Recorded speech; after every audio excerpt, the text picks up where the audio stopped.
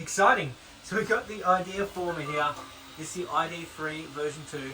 It's printing currently a articulated slug in a very nice dual colour filament.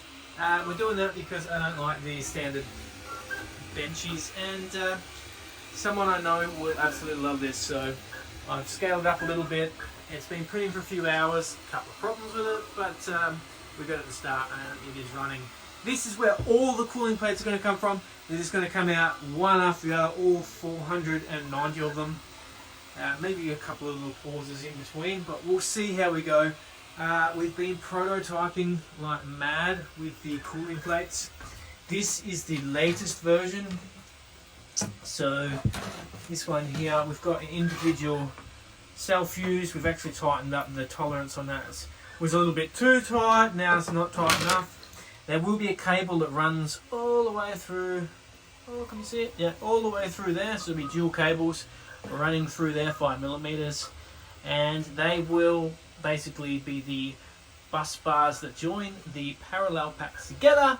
And we've got these individual cell fuses. We're going to have a little tab in here so they'll come out and bend over, and then that goes in there, a little M3, and then this guy here, to protect myself and anyone else working on this, will eventually, once each tray is put in, this hole comes in, we've got this cover here. Next iteration, we've got some stuff on the side, same thing, because we've got 7 of these in parallel, all printed off like so. Whoop. And then, yeah, so we're going to have this cover that goes on the outside, which will cover all the connectors, and we'll put them on every 2 or 3. And oh, this guy is the first iteration of the battery holder for the test setup, which is nearly completed printing. Some of the old versions, and we have some wacky ones here. We've got some water coming in from the side. There's the original fuse holder. It's pretty epic where it's come from. So we're nearly there. This one here was just wrong sizings on things. I've had to make things bigger, smaller, and all sorts of weird stuff. That oh, come on, camera. We got these guys here. Apparently the package is coming. The BMSs, their box is missing. Don't know. Hopefully I don't have to order them again because they're quite expensive. This is the setup for the. So I'm going to trim these up. These are going to be hard bolted in with a connector to the 4-channel unit under here.